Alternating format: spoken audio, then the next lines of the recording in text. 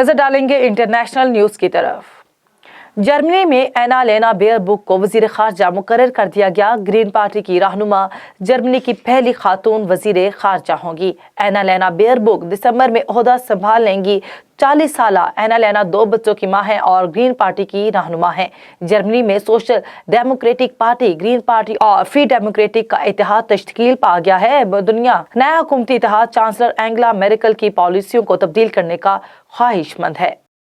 Check Republic के सदर मोलिश ज़मान को कोरोना टेस्ट मुस्बत आने के बाद दोबारा अस्पताल दाखिल कर दिया गया। चेक रिपब्लिक सदर को सांस में मुश्किलात के बायस अस्पताल दाखिल किया गया। इससे कबल मोलिश ज़मान को 6 हफ्ते अस्पताल में रखा गया था। रिपब्लिक सदर आम इंतखाबात में खलीफे हुक्मरान जमात की शिकस्त के बाद शदीद बीमार हो गए थे। मोलिश ज़मान के अस्पताल दाखिले से हुकूमत साजी के लिए मुज़ाकरात रुक गए हैं और मुल्क में बेयकीनी की सूरत हाल है।